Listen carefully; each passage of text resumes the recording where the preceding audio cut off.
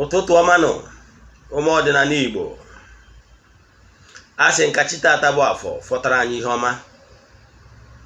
Anyị ga-edu ude, anyị ga-ejere obodo nara obodo.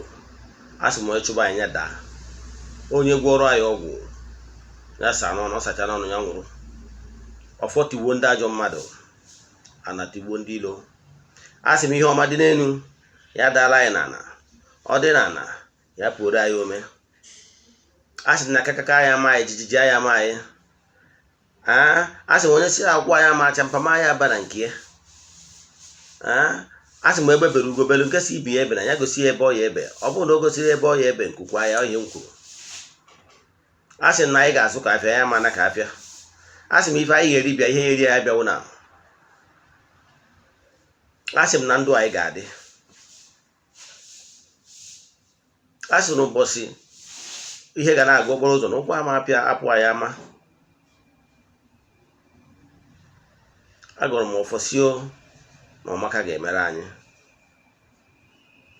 Agọrọ m ọfọsio na ndụ anyị ga-adị maka na ndụ bụ isi akụ. Ise aka m bụkwa onye nke gị Ugochi tubelu Oraifite nwa Adama. Anyị na-akpụ alụ. Abụ m nnukwu onye nchụaja na Ugochi tubelu Odinana temple nke dị na Oraifite na Anambra steeti. Anyị na-agba afa miri emi, tụkwazị ọrụ mmụọ dị iche iche. Abụ m nnukwu onye mgbasa ozi ọdịnala Igbo. My mission is to help people live better life. Onwe ihe ọbụla na-agbagwoju anya n'ọdịnala Igbo kpọtụrụ m, maọbụ ihe ọbụla nkụzi taa, maọbụ ihe ịma doro gị anya n'ọdịnala Igbo, jụọ m ajụjụ na WhatsApp ma aga m enyere gị aka. Ụbọchị tata bụ 11th July, ụbọchị afọ. Ụbọchị tata ka m Ugochi tubelu na echiri ụmụnna m ọzọ. Ọ nnukwu mmemme. Ihe ọ pụtara bụ na tata nchichi ọzọ taa, maka na ọzọ na-echi nnukwu ọzọ, the highest ọzọ title n'Igbo land a na-akpọ ọzọ Eze-Ana. Ọnya ka my clan na-echi. Mgbe ị chọrọ ichi nke gị, mmadụ nke ndị bonu na-echi. Afụta tata nchọzi ịtụ nsu ọsọmatụ m 9 ka anyị na-atụ ichi ọzọ Eze-Ana. Ụbọchị nke ọzọ si wiki taa bụ 18th July. Ụbọchị ahụ ka a ga-etube m ugo. Nke ahụ enweziri ndị ọzọ ga-abịakwazi na other villages ka clan dị na Oraifite. Ụbọchị ahụ agachara na ihe m ga na-atụzi na nzu bụ 9. Afọ m ga-agbanwekwazi to Eze Ugochi tubelu Oraifite. Ịghọtara ya? Ọzọ bụ nnukwuto ihe ọṅụ. Tata m na-egburu ụmụnna m anụ, na-echiri ha ọzọ. Ụbọchị ọbụla egburu efi ọbụla, ma mmadụ ọ na-abọrọ nna ya efi ma emenatara ozu nwa ọgbụ, mma na-eketa oke na oke ndị nze. O nwere anụ a na-abọpụta from efi, a na-akpọ ya oke ndị nze. Aga m na-eketa oke na ihe ọ pụtara na m ga na-eketa double portion. Ịghọtara ya? Enwere ọtụtụ ọnọ so n'ịbụ onye nze. Ka ọzọ bụ na onwe ka m si wee duga mmadụ agbamnkwụ nwaanyị maọbụ ihe mmemme ọbụla, a ga-ebute nri, a ga-ebutegoro otu oke ọba, a ga-eji wee na m nri. Ịghọtara ya? Enwere so many things adịna ya. Ihe a na-akwado nnukwute ugwu. Ọ bụrụ maka ọzọ ka m bịara ekwu taa, nọ maka inye update to my followers and friends. N'ụbọchị taa, ihe m chọrọ ka m bịa kọwaa bụ ihe ị kwesịrị ịma dịka onye ọdịnala Igbo. Achọrọ m ịkọwa maka gịnị bụ ndị ichie. Ka m kọwaa maka ndị ichie. Part 2 akọwabụgo m gbasara ndị ichie n'oge gara aga, mana ka m kọwakwa ya ọzọ maka ndị ebidobeghị sobe m na soshal midia ya bụ oge. Maka anyị emego ọtụtụ vidio nkụzi anyị na-abụ kwa ụbọchị unless onwe ụbọchị ihe dapụtara. Ndị ichie bụ ndị nọ na decision makers ka nkọwara mbido nachigata obere azụ ka iwe ghọta m ọfụma. Enwere ranks and enwere phases in spiritual hierarchy. Yes, in this gross material world, this earth, after the earth, enwere the ethereal world, where the ethereal, where the animistic. Yes, animistic, but also now through spirituality. Then where's a spiritual phase? Then where's a divinity? Chukwu nọ so ebe niile, mana enwere ndị ọrụ ndị na-ejere Chukwu na mmadụ ozi. Enwere ranks. Enwere ihe a na-akpọ elemental beings. Elemental beings bụ ndị bugoro ndị mbụ na mbụ ga na-edu gị. Ebe a ka chi onye ụwa mmadụ fall with the elemental beings working in the gross material world. Onye ga na-akpọ chi onye ụwa mmadụ. Chi onye ụwa mmadụ bụ onye nwa the closest being to you. Onye ka ndị ụka kpọrọ angel nke Chukwu, ndị mmụọ ọma, ndị nche. Lọtakwa ụbọchị nkụwara gbasara the spiritual hierarchy. Ndị ụka ọbịa kewara nke ha na 9 choirs of angels. Gwa gị na-enwe ndị ọrụ ha iburu anyị ya anyị. Ịghọtago? Nwee ndị na-eche eche, nwee ndị na-eje ọgụ. Ịghọtara ya? Dịka archangels. Now, their chi onye ụwa n'ọdịnala Igbo means their guardian angel. That closest being bụ nyanwa na-edu gị, nyanwa na-eburu ayịyọ gị, bujie to the entities of powers. Follow up efu na ịnwetara oke gị na mmụọ. N'ụka kpọrọ ya guardian angel. N'ọdịnala Igbo akpọrọ ya chi onye ụwa mmadụ. Ọ gwara ndị ga-aja amụ ha sị gị na-achọ ka ekewa chi dị iche, chi mmadụ dị iche, chi onye ụwa mmadụ dị iche. Enwere m okwu mma agwa ndị dị etu afọ now. Mana ihe m chọrọ ịkọwara gị bụ ana m ekwu maka chi onye ụwa mmadụ. No, there is no point dividing them. They are one entity. Yes. Maka na ọ bụghị a na ikweta onye ahụ na-asị gị ka ekewa anyị into two. Ị ma na ihe ọzọ ọ ga-ala ndị gị bụ na ọ ga-asị gị feed echi gị iche, feed echi onye ụwa gị iche. Ị ghọtara ya? Mana ana m achọ ịgwa gị is one. Then ifeed ya na chi onye ụwa mmadụ. Yes, ifeed ya na ya okay. Then nke ọzọ ihe nji maka ya bịazi the higher beings ndị ichie. Chi onye ụwa mmadụ eso n'ezumezu ndị ichie. Chi onye ụwa mmadụ adịbụrụ perfect. Ọ nyanwa ga-eji nye ya another opportunity ka o reincarnate back to earth to become perfect.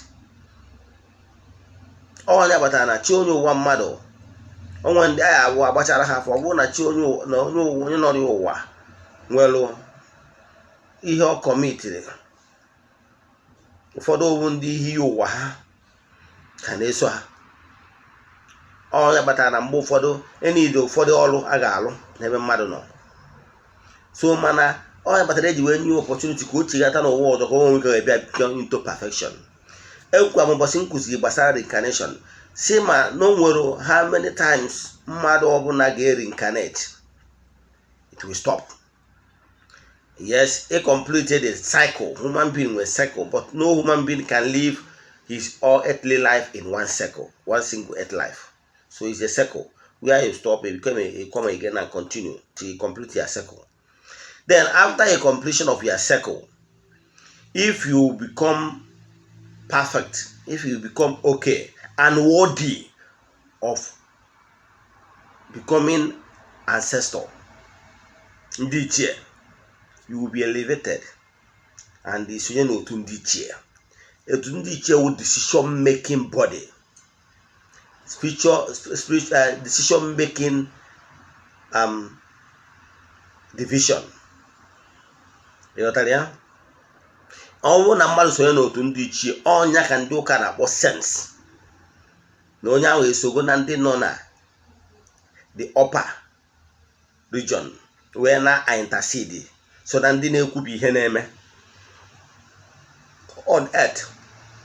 So chi onye ụwa nwere na ya reincarnate wuo, ọ bụrụ na at the end of the circle that entity, that spiritual spark, that human being, the core with the spirit, with the mother, ọ bụrụ na ọ completed the cycle, ọ bụrụ na ọ drop perfect, the person will be demoted into lesser animistic.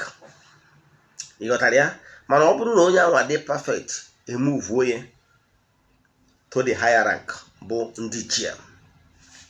So enwere ichie nwoke nwee ichie nwanyị. You got ya? Mmadụ onye ọbụla bụ onye Igbo dọrọ ana ngwuru kwesịrị ịkpọ ndị ichie ebe nne na ndị ichie ebe nne ya nwee ebe ọ dọrọ ana ndị ichie. Like ịbịa na Ugochi to a temple, enwere ezumezu ndị ichie n'ime temple. Nwekwazi ebe anyị dọrọ ana ndị ichie, ebe anyị na-anọ wee na-egburu ndị ichie anụ. Ọ bụrụkwa na onwe onye a chọrọ ịlụrụ ọrụ mana onye ahụ anọrọ nso, maọbụ na onye ahụ amụrụ ya na ngwuru ebe a na-eje ụka, na onye ahụ enwere ike ịpratis ọhịa ọdịnala na ngwuru be nne ya, mma nọ n'ihu ndị ichie ebe m wee kpọọ ndị ichie ebe nne na ndị ichie ebe nne ya, summon them, wee bịa chụọrọ ha aja on behalf of the person, na ọ bụ na the person anọrọ ya. Ịghọtara ya? So mana ndị ichie ka m gbara atụ, maka na dịka m na-esi ndị na-ege nkụzi m, ana m esi n'ihe mmadụ maalụ wee mara ya atụ ihe ọ na-amaghị, ka m nwetagoro na akwụkwọ ndị ụka ọbịa, maka na ama na gị onye na-ege m ntị, ị nwere ike ọ bụrụ na iwu bụ onye ụka ọbịa, o nwere ebe ekwu na akwụkwọ ndị ụka ọbịa maka the 24 elders. Ịghọtara ya? O nwere ebe ekwu na akwụkwọ ndị ụka ọbịa kwuo maka ihe anọ dị ndụ. All these entities of powers, they are not divinity, they are not Chukwu okike abịa, ma ha niile bụ ndị na-ejere Chukwu na mmadụ ozi. They are entities of powers in the throne, but they are in the throne of decision making. They can decide what is happening in this gross material world. They can intercede for you. They are your ancestors. So before ndị ụka abịa, ụka ọbịa abịa bido kọwabara anyị maka 24 elders, kọwabara anyị maka ihe anọ dị ndụ na nkụzi ụka ha, ndị Igbo enwebugori mmadụ bugori na-enwere ndị a na-akpọ ndị ichie, ndị so na ọkwa dị elu decision making. Ndị onye ọbụla nọ na ndị ichie, they cannot reincarnate again because they have passed that stage. Ha nwabụzi ndị nọ na decision making. Ọnya ka nji akpọ onye Igbo ọbụla kpọba ya ancestors, kpọwa ndị ichie ebe nne gị na ndị ichie ebe nna ha dị very very important and powerful. Ịghọtara ya? Ndị ichie abụrụ ndị eji egwu egwu. Like taa a na-echi ọzọ, ejego n'ihu ndị ichie je gbuoro ha ofu mkpi. Ịghọtara ya? Maka na a na-ahapụ isi aka wee na-agba ụrịọm. Akpọchasị anya bụ anụ, ewerukwa m ofu ewu jee na ana n'ebe m dọrọ ana ngwuru, je gbuoro ana ngwuru anụ na ngwuru be nna m, na ụma ajụ n'oyi na onye gbowu n'ọkụ godoro ndị ana ndị tọrọ nta na ngwuru be nna, because ha na-asị ndụrụgandụ. Ndụrụgandụ bụ onye mụta nwa ya mụta ibie, nwa ya mụta ibie, nwa ya mụta ibie, onye bụ world without end. Ịghọtara ya? Mmejegodoro my ancestors, ndị bụ ụzọ bie na ngwuru be nna, ndị bụ ụzọ wee chie ya wee echichi na-echi taa, ndị bụ ụzọ chi ọzọ taa na-akpọkụfa. So ya ka m eji wee je gbuo ofe anụ ndị zụtara ana ngwuru, because maka onye wee onye eriri eri, mmadụ asị gị nye mebie ana be nna gị, mana iketakwara ana, nwekwara ana obi ikete ka ketakwara family land, mana ịkpọtọ ndị ichie, kpọtọ ndị be nna gị, asị ancestral curse ikwelu, gwawo m ihe niile ahụ ichenji afa gị sị na ịma azazi Nweke na Nweke ebe afọ arụsịzawa Nwachukwu onye eriri eri. Ị mara ozi na ndị nna nna na-aga ọfọ ka ụmụ ha ka ha onwero nna nna ọbụla adịghị aga ọfọ ka nwa ya ka ihe niile ha mere for good. Now ọ bụzie na o nwere onye agbụrụ ya na-enwere onye abịa na ngwurube nna ya, ọ bụrụ na o nwere nna ya maọbụ nna mụtara nna ya ebisiro ndụ dị mma, you appease the land. Enwere ka esi eme ya bụ cleansing. Onwe alụ nna gị metalụ mana ịkpọrọ ya akpụ, ịkpọ ya nọ sachapụ ngwurube nna gị. Onwere ebe egwuru aja ngwere adọrọ, ọ ga-eticha ihe dị na ngwurube nna gị. Onwe nke nna toni nwatakịrị tonitofu nwe nke nna ya metara ọfụma, o mezie na ọ bụrụ ịkparị nna, maka na nna ahụ emekwa ọnụ etu ike ya etu o si mara. Ị mara ihe ọ pasị tru during their own time, mana ọ bụrụ ịkparị ndị okenye. Na Israel ruo taa ikwudo okwu wee kwuo okwu against Shadrach, Meshach and Abraham, they dare not call their ancestors names. Even n'ugwu Awụsa jee kpọọ ndị isi okpere ha aja afa ka ị naanị iyi ka egbuo oke ịfụnanya. Gị wee onye Igbo i wee bụrụ onye bụ na ị ga na-akpọtụ ya ancestors. Your ancestors zuru ka eme ọ ndị ichie ka ha bụ. So ọ bụrụ na ị chọrọ ka ihe ọma na-eme na ndụ gị, recognize them.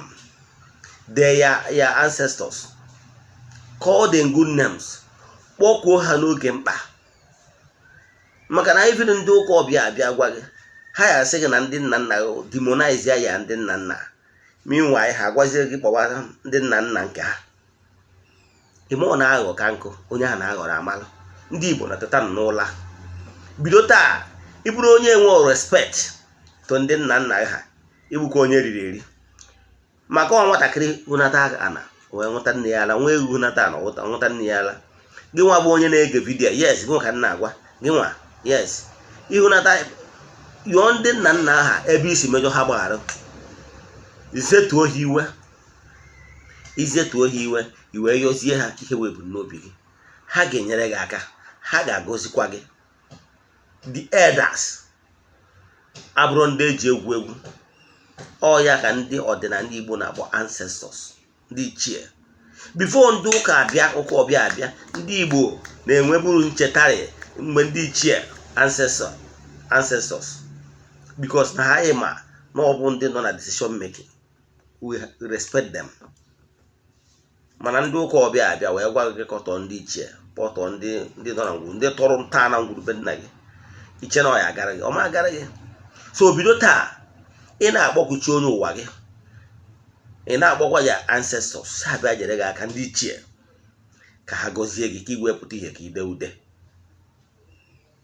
Nwekwa ajụjụ ị nwere ike ịjụ m, senderu m meseji 08057837672. Ugochi tubelu Oraifite. Senderu m WhatsApp meseji, dụọpụrụ m voice note na ihe ọbụla bụ nsogbu gị, aga m enyere gị aka. Ana m agwakwa ọfọ n'isi ndị niile kụrụ mbamba na Ugochi tubelu na temple.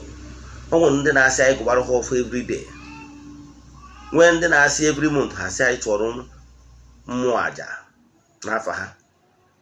Na ndị niile kụrụ mbamba na temple anyị na-agọrọ ha ọfọ. Na ndị niile anyị na-alụ ọrụ mmụọ dị iche iche anyị na-agọrọ ha ọfọ.